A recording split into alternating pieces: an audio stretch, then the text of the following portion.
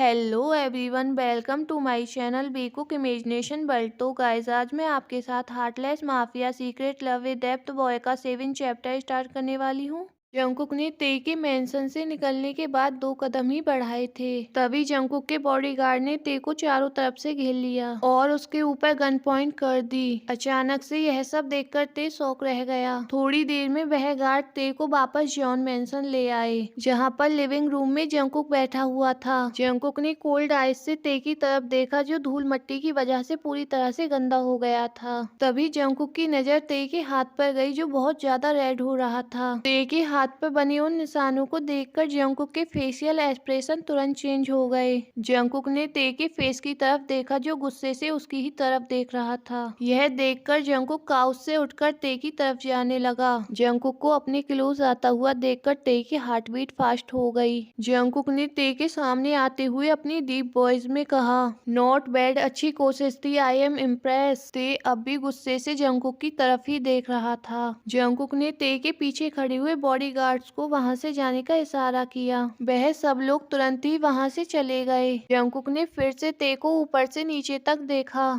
Jungkook ने अचानक से ते के हैंड को होल्ड कर उस पर लगी हुई चोटों को देखने लगा। अचानक से जंगकुक अपने राइट हैंड के अंगूठे को सॉफ्टली ते के हाथ पर लगी हुई चोट पर घुमाने लगा। ते शॉक होकर जंगकुक की तरफ देखने लगा। जंगकुक अभी बहुत ज्यादा गुस्से में नजर आ रहा था। ते ने जल्दी से अपने हाथ को पीछे खींच लिया। जंगकुक ने अपनी नजर उठाकर ते की आंखों में देखा। कुछ देर बाद उसने अपनी डीप वॉइस में कहा, तुम्हें क्या लगता है तुम अपनी बहादुरी के दम पर यहाँ से इतनी इजीली मेरी कैद से भाग जाओगे? रियली, क्या तुम्हें यह इतना आसान लगता है? ते ने गुस्से से कहा, नहीं, यह बहुत मुश्किल है, पर मुझे मुश्किल काम करने में मजा आता है। ते की बात सुनकर जंगकुक के फेशियल एक्सप्रेशन तुरंत चेंज हो गए और वह रिलैक्स होकर सोफे पर बैठता हुआ बोला, ओ रियली, चलो देखती हैं तुम्हारी इस नाजुक सी बॉडी में कितनी ताकत है। By the way, your kind information, तुम्हें ब्रेवरी दिखाने के लिए बहुत कम टाइम रह गया है। आई थिंक तुम्हें अपनी मेहनत डबल कर देनी चाहिए। ते ने चिढ़कर कहा, अभी 5 दिन है और इन 5 दिनों में कुछ भी हो सकता है, इसलिए तुम्हें थोड़ा संभल कर रहना चाहिए। ये बोलकर ते जल्दी से अपने रूम की तरफ चला गया।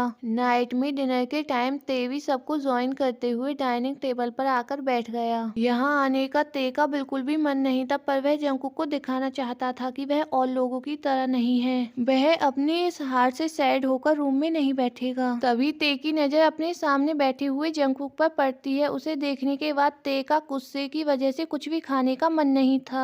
तभी ते को मिसेज जॉन की वॉइस सुनाई देती है, ते तुम डिनर क्यों नहीं कर रहे हो? यह सुनकर जंगकुक ते की प्लेट की तरफ देखता है। ते जल्दी से वहीं पर रखी हुई चम्मच को उठाते हुए कहता है, मैं खा तो रहा हूँ, वो एक्चुअली मुझे इसका टेस्ट अच्छा नहीं लग रहा। ते की बात सुनकर यूना कहती है, अगर तुम्हें इसका टेस्ट इतना ही बेकार लग रहा है तो तुम कुक से बोलकर अपने लिए और कुछ क्यों नहीं बनवा लेते? अगर तुम इसी तरह से अपना डिनर स्किप करते रहे तो बीमार हो गए तो तुम्हारे डैड। तभी यूना की नजर जंगकुक पर जाती है, जो डार्क आइज से उसकी ही तरफ देख रहा था। उसे देखने के बाद यूना चुपचाप अपना डिनर करने लगती है। जंगकुक अपनी कोल्ड वॉइस में कहता है, यह डिश किसने बनाई है? अभी यहाँ आओ। हेड शेफ जल्दी से जंगकुक के सामने आकर खड़ा हो जाता है। जंगकुक ने उससे अपनी कोल्ड वॉइस में कहा, अब से तुम कुकिंग करने से पहले ते से जाकर पूछोगे कि उसे क्या खाना है। मैं नहीं चाहता कि डिनर टेबल पर ऐसा कुछ भी दोबारा हो। जंगकुक को ते की इतनी छोटी सी बात पर इतना गुस्सा करते हुए देखकर सब उसकी तरफ हैरान होकर देख रहे थे।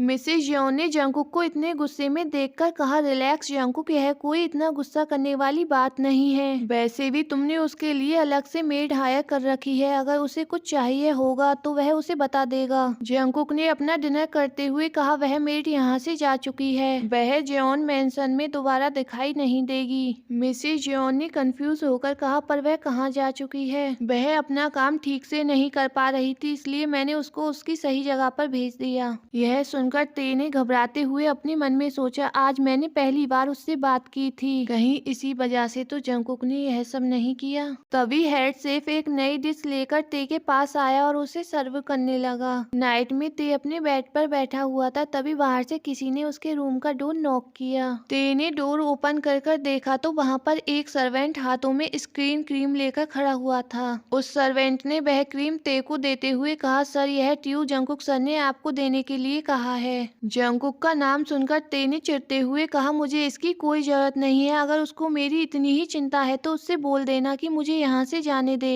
सर्वेंट ने अपना सर ते के सामने झुकाते हुए कहा, सर यह जंगकुक सर का ऑर्डर है, यह क्रीम आपको लेनी ही होगी। ऑर्डर शब्द सुनकर ते ने गुस्से से उस क्रीम को लेकर फ्लोर पर फेंक दिया। तभी ते की नजर वहीं पर खड़े हुए जंगकुक पर गई। जंगकुक ने अपने पैरों के पास पड़े हुए उस ट्यूब को उठाया और सर्वेंट को वहां से जाने का इशारा कर दिया। सर्वेंट तुरंत वहां से चला गया और जंगकुक ते के सामने आकर खड़ा हो गया। ते गुस्से से जंगकुक की तरफ ही देखे जा रहा था, पर जंगकुक ने उससे कुछ भी नहीं बोला। उसने ते का हाथ पकड़ा और उसे रूम के अंदर ले जाने लगा। ते ने गुस्से से कहा, मेरे हाथ को छोड़ो, मुझे पेन हो रहा है। पर जंगकुक को ते की बातों से कोई भी फर्क नहीं पड़ रहा था। वह ते को बेड के पास लेकर आया और उसके हाथ को झटके से छोड़ दिया। ते अपने हाथ को पकड़कर गुस्से से उसकी तरफ देखने लगा। जंगकुक ने डीप वॉइस में कहा, सिट डाउन। जंगकुक की डीप वॉइस सुनकर ते थोड़ा घबरा गया। वह पीछे हटते हुए लड़खड़ाकर बेड पर गिर गया। जंगकुक ने ते के लेफ्ट हैंड को पकड़ा और उस पर मेडिसिन लगाते हुए बोला,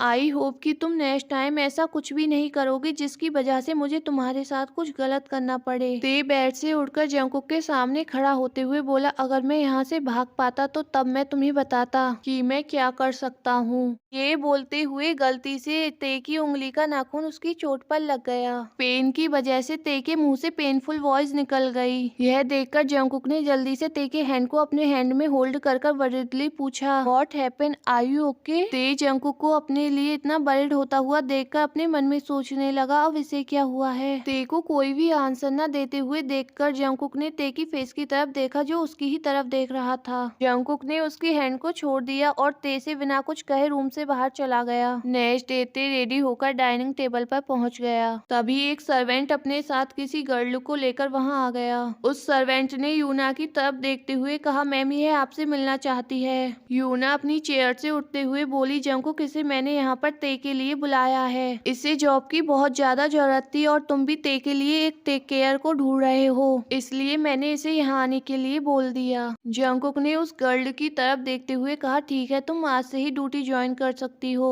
तभी जंगकुक का फोन रिंग होने लगा। जंगकुक ने कॉल रिसीव किया तो दूसरी तरफ से निक बोला, सर नाइट में आपकी एक इम्पोर्टेंट मीटिंग है। थोड़ी देर सोचने के बाद जंगकुक ने ठीक है बोलकर कॉल कट कर दिया। ते रूम में बैठकर यूना के बारे में कुछ सोच रहा था, तभी उसके रूम के डोर पर नॉक होने लगा। ते ने डोर ओपन कर अपने सामने न्यू मेड को देखकर कहा, तुम यहाँ पर क्या कर रही हो? उस मेड ने पोलाइटली कहा, सर मैं आपके लिए जूस लेकर आई हूँ। ते ने जूस के गिलास की तरफ देखते हुए कहा, जंगकुक क्या कम था जो अब ये लोग भी आ गए हैं मुझे यहाँ पर गुस्सा दिलाने के लिए। पता नहीं अब ये यूना क्या चाहती है मुझसे। ते ने उस मेड की तरफ देखते हुए कहा, ठीक है, वहाँ टेबल पर जाकर रख दो इसे। उस मेड ने चुपचाप रूम के अंदर जाकर जूस को टेबल पर रख दिया। वह मेड रूम से बाहर जाते हुए डोर पर रुककर ते की तरफ पलटते हुए बोली, सर क्या मैं आपसे कुछ पूछ सकती हूँ? हाँ बोलो। सर आपको देखकर ऐसा लगता है कि आप यहाँ पर अपनी मर्जी से नहीं रह रहे हो। ते ने उसकी तरफ डाउटफुली देखते हुए कहा, तुम्हें इससे कोई भी मतलब नहीं होना चाहिए। अगर तुम्हारा काम हो गया है तो तुम यहाँ से जा सकती हो। सर अगर आप चाहें तो मैं आपकी यहाँ से निकलने में हेल्प कर सकती हूँ। ते ने उस मेड की तरफ डाउटफुली देखते हुए कहा, पर तुम मेरी हेल्प क्यों करना चाहती हो? इस वर्ल्ड में कोई भी अपने बिना मतलब के किसी की हेल्प नहीं करता,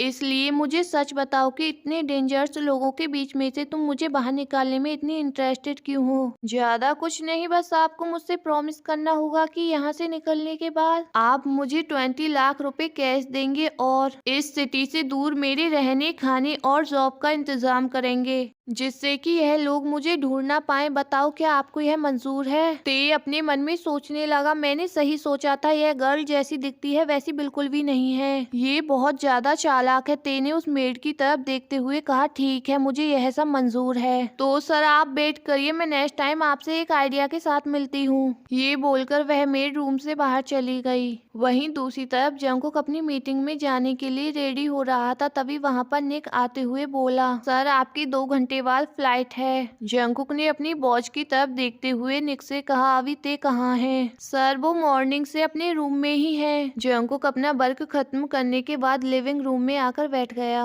निक ने जंगकुक के पास आते हुए कहा, तुम्हारी फ्लाइट का टाइम हो गया है, अब तुम्हें निकलना चाहिए, नहीं तो तुम फ्लाइट मिस कर दोगे। निक की बात सुनकर जंगकुक ने सीढ़ियों की तरफ देखा जहाँ से ते जल्दबाजी में नीचे की तरफ आ रहा था। तुम चलो, एक इम्पोर्टेंट कॉल है, मैं बात कर आता हूँ। निक ने यस में अपना सर नोट किया और वहाँ से चला गया। जंगकुक ने अपनी पॉकेट से फोन निकाला और किसी को कॉल कर फोन को अपने कान पर लगा लिया। इतने में ही ते लिविंग एरिया में आ गया और जंगकुक के सामने से निकलता हुआ किचन एरिया की तरफ चला गया। कुछ सेकंड बाद जंगकुक काउच से खड़ा हो गया और कॉल पर बात करते हुए डाइनिंग टेबल के पास जाकर खड़ा हो गया। ये किचन से निकलकर डाइनिंग टेबल पर जाकर बैठ गया और अपने खाने के आने का वेट करने लगा। तभी ते की नजर जंगकुक पर गई जो उसी की तरफ देख रहा था। उसे इस तरह से अपनी तरफ देखते हुए देखकर ते की हार्ट बीट फास्ट हो गई। जंगकुक ने थोड़ी देर उसकी आंखों में देखा, फिर कॉल को डिस्कनेक्ट करते हुए वहां से चला गया। गाइस बस आज के लिए इतना ही। अगर आपको स्टोरी पसंद आई हो तो प्लीज वीडियो को लाइक और कमेंट कर देना और चैनल को सब्सक्राइब कर देना।